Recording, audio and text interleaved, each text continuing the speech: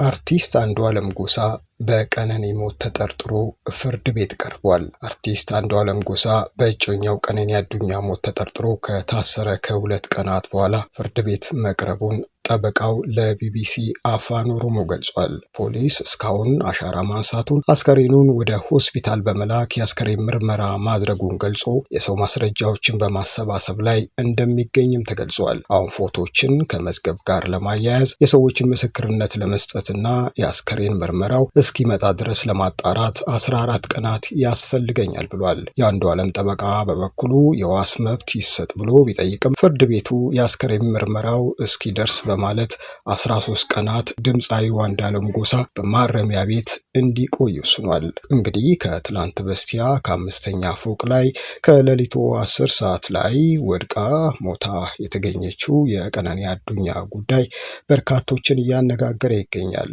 ለምን ወደቀች? ከዚህ ሞት ጀርባስ ማን አለ የሚለው አሁንም እያወዛገበ ነው። የአዲስ አበባ ፖሊስ ትላንትና በሰጠው መግለጫ ምርመራዬን አጠናክሬ ቀጥያለሁ፣ መላምቶች አያስፈልጉም፣ በቅርብ ጊዜ የቀነኒ አዱኛን የሞት ምክንያትና ከዚህ ጀርባ ያለውን በምርመራዬ ለሕዝቡ ይፋ አደርጋለሁ ሲልም መግለጫ ሰጥቷል። በዚህም መነሻነት ይመስላል ተጠርጥሮ በእስር ላይ የሚገኘው እጮኛዋ አንዱዓለም ጎሳ በዛሬው ዕለት ፍርድ ቤት ቀርቧል።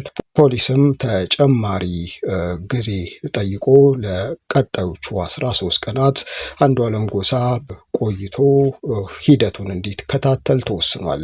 ትላንትና በነበረው የቀብር ስነ ስርዓት ላይ በጣም እጅግ አሳዛኝ ሁኔታዎችና ክስተቶች ተስተውሏል።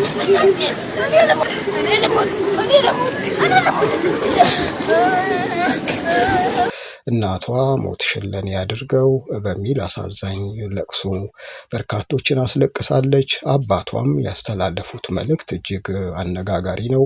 የልጄን ገዳይ አፈላልጉልኝ፣ ደሟ ዝም ብሎ እንዳይቀር፣ እንደ ሀጫሉ ከንቱ ሆኖ እንዳይቀር ሁላችሁም ርብርብ አድርጋችሁ እውነቱ እንዲወጣ አድርጉ በማለት ባጭሩ የቀነኒ አዱኛ አባት በቀብሩ ስነስርዓት ላይ መልእክት አስተላልፈዋል።